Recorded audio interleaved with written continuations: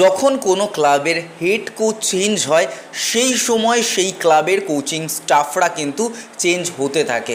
অর্থাৎ প্রত্যেকটা ক্লাবে কিন্তু কোচিং স্টাফেরা হেড কোচের পছন্দ অনুযায়ী বা তার একটা কোর টিম থাকে যেটা নিয়েই কিন্তু হেড কোচ তার নতুন গন্তব্যে চলে আসে। এবং মোহনবাগান নতুন কোচ হোসে মলিনার তত্ত্বাবধানে তো টিম বিল্ড আপ শেষ।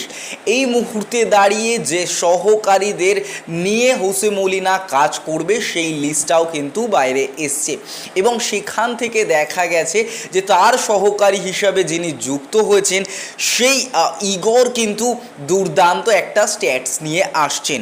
মোহনবাগানে হোসে মলিনার সহকারী হিসাবে আসছেন 52 বছর বয়সী সার্বিনিয়ান কোচ, যিনি কিনা ভিলারিয়ালের অ্যাসিস্ট্যান্ট ম্যানেজার হিসাবে কাজ করেছেন এবং আন্ডার-19 CB এই টিমগুলোতে কিন্তু কাজ করার অভিজ্ঞতা আছে ইগর টেসেভস্কির এবং তিনি হোসে মলিনার সহকারী হিসাবে আগামী দিনে আরও বেশি সমৃদ্ধ করবে মোহনবাগান টিমকে।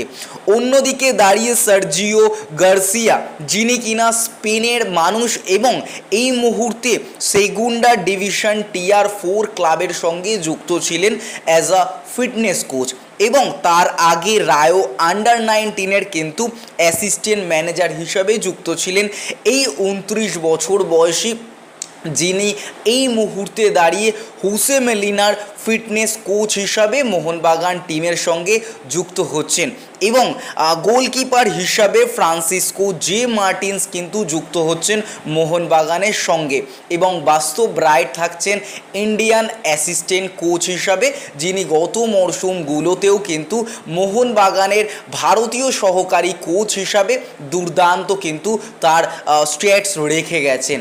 এবং আরও একটা আপডেট যেটা এই মুহূর্তে বেরিয়ে আসছে যে এতদিন ইন্ডিয়ান ফুটবলের সঙ্গে যুক্ত অ্যান্তোনিও লোপেস হাবাস আরও এক নতুন ক্লাবের দায়িত্ব পেয়েছেন ভারতেই। শোনা যাচ্ছিল যে কেরালা ব্লাস্টার্সের সঙ্গে তার লিঙ্ক আপ ছিল, কিন্তু শেষ পর্যন্ত অ্যান্তোনিও লোপেস হাবাসের ডিলটা কিন্তু কেরালার সঙ্গে ক্লোজ হয়নি, সেটা ক্লোজ চ্যাপ্টার হয়ে গেছে। তো সেখান থেকে দাঁড়িয়ে তিনি আই লিগ ক্লাব ইন্টারকাশিতে যোগদান করছেন এবং ইন্ডিয়ার সবথেকে বেস্ট কোচ বলা যায় অ্যান্তোনিও লোপেস হাবাসকে, যদি আমরা অ্যাচিভমেন্টের দিকে তাকাই।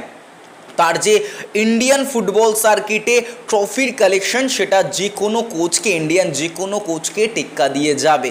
তো সেই কোচ এবার দেখা যাক আই লিগ থেকে আরও একটা টিমকে প্রমোট করতে পারে কিনা ISL-এর জন্য। এবং ইন্টারকাশি কিন্তু যথেষ্ট সমৃদ্ধ একটা দল, তারা কিন্তু দুরন্ত পারফরমেন্স দিয়েছে গত আই লিগ সিজনেও।